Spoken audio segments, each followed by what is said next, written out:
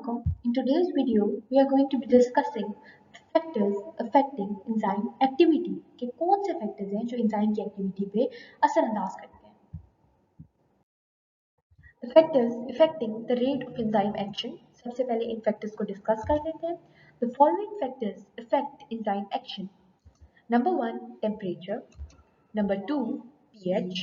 Number 3, enzyme concentration. And number 4, substrate concentration. Firstly, we are going to discuss temperature.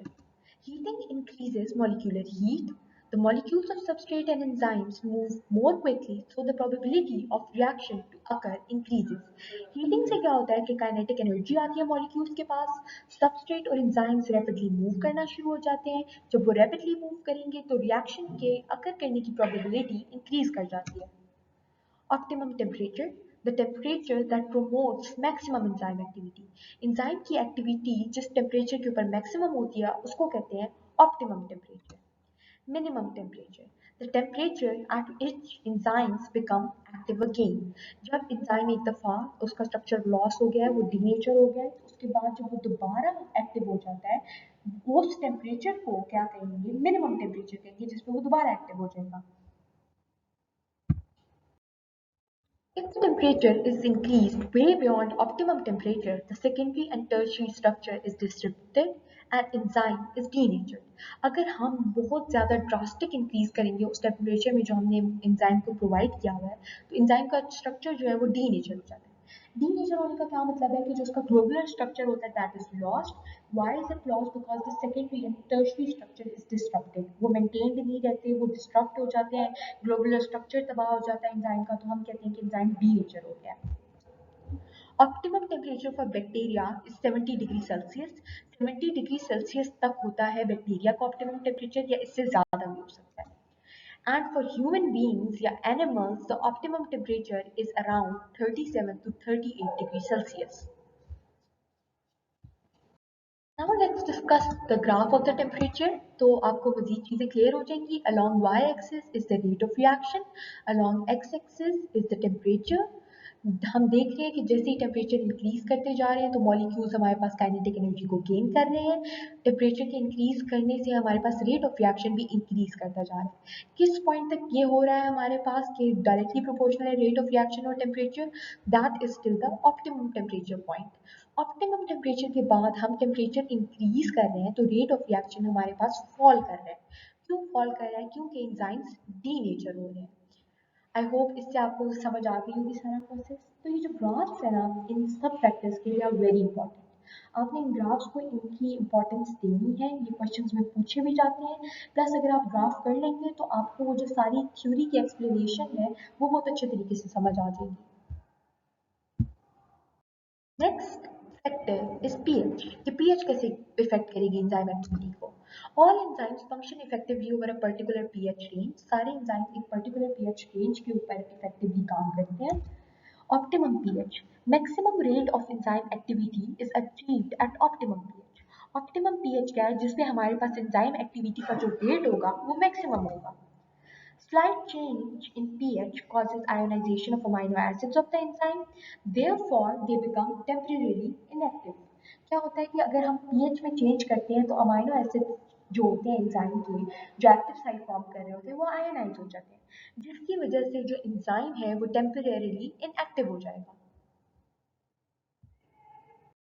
Enzymes की जो pH है ना वो specific होती है. हर एंजाइम को एक स्पेसिफिक पीएच चाहिए काम करने के लिए. लेकिन मोस्ट एंजाइम्स जो बुक के वर्ड्स हैं या बुक की जो थ्योरी है उसके अकॉर्डिंग मोस्ट एंजाइम्स एक पीएच रेंज में काम कर रहे हैं, वो 6 to 8 है. फिर इसके बाद अगर हम एग्जांपल्स देखें तो एक पेप्सिन है. पेप्सिन हमारे पास एसिडिक मीडियम के अंदर एक्टिव होती है और उसको जो पीएच चाहिए वो 2 की चाहिए. जबकि ट्रिप्सिन हमारे पास अल्कलाइन मीडियम के अंदर एक्टिव होती है, उसको जो पीएच चाहिए that is about 8.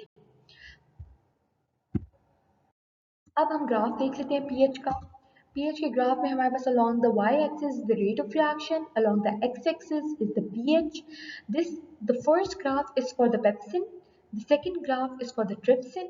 Pepsin is a stomach enzyme. Pepsin का हम देख रहे हैं कि ये ऑप्टिमम पीएच तक हमारे पास रेट ऑफ रिएक्शन इंक्रीज कर रहा है, तो पीएच भी साथ साथ इंक्रीज कर रही है, डायरेक्टली प्रोपोर्शनल है, लेकिन that is till the point of optimum pH. Optimum pH इसकी अराउंड 2 के करीब है. देन जब ऑप्टिमम पीएच को क्रॉस कर लेता है, then the graph is falling downwards, the slope is decreasing, hence the rate of reaction is decreasing although the pH is still increasing. Considering the second graph for trypsin shows that the rate of reaction increases with the increase in pH at first till the point of optimum pH. Optimum pH तक हमारे पास increase कर रही है. Optimum pH is around 8.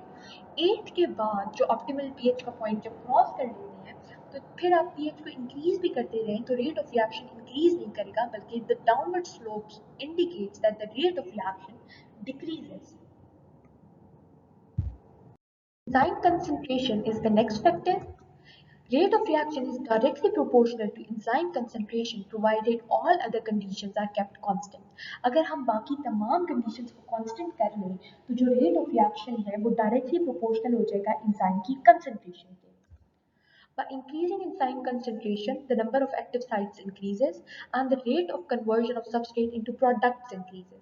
जब हम enzyme की concentration को increase करते हैं तो number of active sites increase करती जाती हैं. इसकी वजह से ज़्यादा एक्टिव साइट हो जाएंगी तो ज़्यादा सबस्ट्रेट बाइंड कर सकेगा, ज़्यादा सबस्ट्रेट बाइंड करेगा तो ज़्यादा सबस्ट्रेट प्रोडक्ट के अंदर कन्वर्ट होगा.